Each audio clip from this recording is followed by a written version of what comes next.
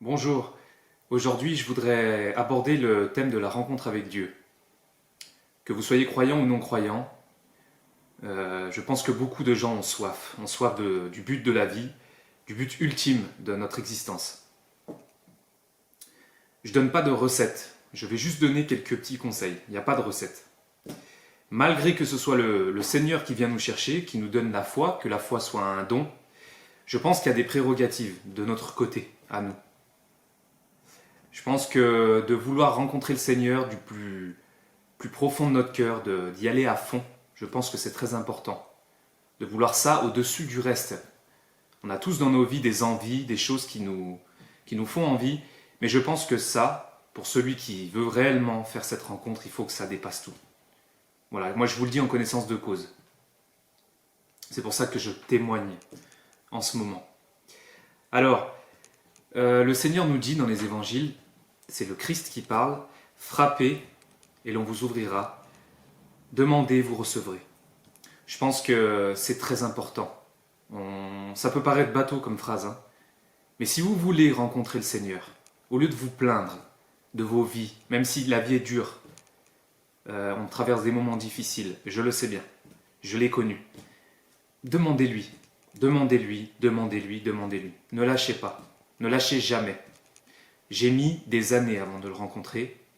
Bien sûr, les gens me diront, tu dis que c'est toi qui l'as rencontré, mais c'est lui qui est venu te chercher. Entièrement d'accord, entièrement d'accord. C'est lui qui vient nous chercher et c'est nous qui répondons.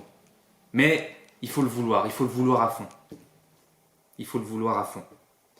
Le Seigneur dit aussi dans les évangiles, jusqu'au temps présent, le royaume des cieux est violenté. Il appartient aux violents qui s'en emparent. Quelque chose comme ça. Je n'ai pas la référence exacte, hein. Je vous dis ce qui me vient sur le moment. Je pense qu'on parle de la bonne violence, hein, bien sûr. On ne parle pas de tout casser, mais on parle de le demander avec force. Demandez-le avec force.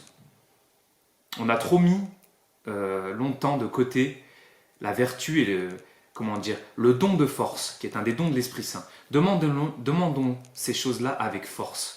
N'hésitons pas à le demander avec beaucoup de ferveur, beaucoup de force. De secouer le ciel, de lui demander de se révéler à nous avec violence. La bonne violence. Se faire violence aussi, je pense, hein, qu'il faut aussi interpréter ce genre de verset de ce côté-là. Se faire violence pour cette rencontre avec Dieu. Et je pense que vous ne le regretterez pas. Allez-y à fond, demandez à fond et persévérez avec confiance. Le ciel, le Seigneur est bien plus important que nous, bien plus sage, bien plus intelligent que nous. Si des fois, il nous laisse pendant des mois, des années, certains même des décennies, certains même toute une vie, loin de la rencontre avec lui-même, c'est pas pour rien. Il nous prépare, il nous prépare. Pour ceux que ça intéresse, allez voir mon témoignage, vous verrez que j'en parle. Toute cette préparation, tout ce moment qui précède la rencontre, qui parfois est très douloureux, mais qui nous permet d'avoir les bonnes prérogatives d'âme, les bonnes prédispositions d'âme, je dirais, pour le rencontrer. Voilà. Bien sûr que la foi se demande. Demandez la foi, demandez l'Esprit Saint, demandez cette rencontre avec Dieu. Et le Seigneur n'est pas un menteur. S'il nous dit « demandez, vous recevrez », alors vous allez recevoir. Et si donc des jeunes comme moi ont reçu, vous recevrez aussi. Que vous soyez jeunes, moins jeune, c'est pas l'important. Rappelez-vous la parabole de l'ouvrier de la dernière heure. Hein, le salaire est le même pour celui qui vient du début ou pour celui qui arrive à la fin. C'est un denier, c'est la vie éternelle. Il est là le salaire. Il sera donné à tous ceux qui le voudront pleinement, tous ceux qui se repentiront pleinement de leur vie. Voilà, c'est un autre sujet.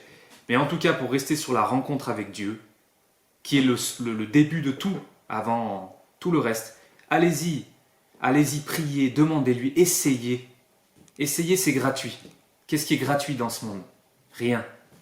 Rien ne nous appartient. Votre maison, elle est sous crédit, et même si elle n'est pas sous crédit, au fond, elle ne vous appartient pas. Il n'y a rien qui vous appartient dans ce monde. La seule chose qui vous appartient, si vous vous en servez, si vous ne vivez pas comme des moutons de panurge, c'est votre libre arbitre. Eh bien, allez-y, exercez-le, demandez-lui. Demandez-lui. Et vous verrez. Vous ne le regretterez pas. Et c'est gratuit.